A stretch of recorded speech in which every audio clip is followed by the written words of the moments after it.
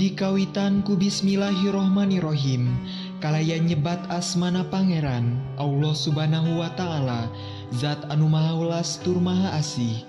Sejak kaula ngawitan mituturan dua pasang manusia anu kiwari parantos ngahiji kalayan widi Gusti nu maha suci ngalangkungan jalan jatuk rami. Dina ngawitan ngambah ngabaladah sagaraning kahirupan, tepisan-pisan urang samudayana anu sami kersa sumping kalayan ridho lillahi ta'ala ngabergen jiat bang doa kanggo ka kedua mempelai. Mangga kanggo ka akang teteh pasangan panganten gera lumampah nyaketan kana pangkonan tuang ibu sewang-sewangan. Kasih ayun abi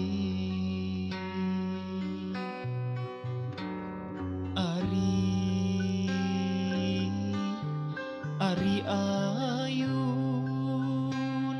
di ayun euis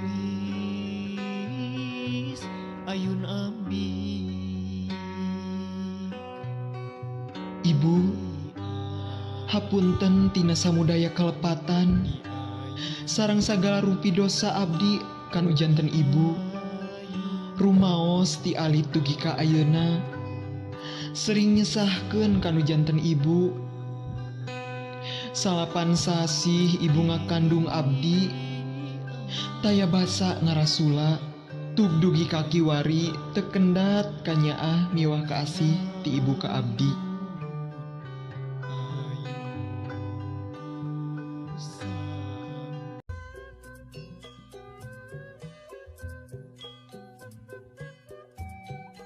Guna sewang-sewangan. Mudah-mudahan tuang ibu teras aya dina kasehatan oge dipaparinan panjang yuswa ku pangersana Allah subhanahu wa ta'ala.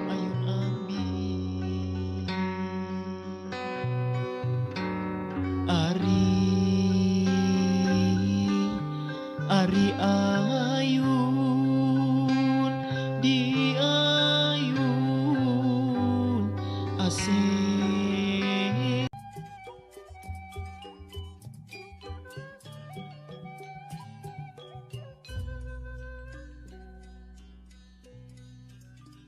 kana pangkonan tuang ramana sewang-sewangan.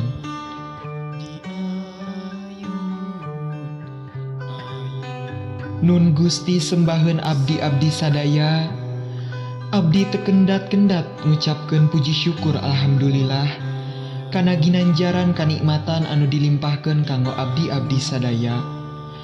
Rahman Rahim salira istuning henteu cuet kanu hideung, henteu ponteng kanu koneng. Asih sajatining asih tanpa wilangan.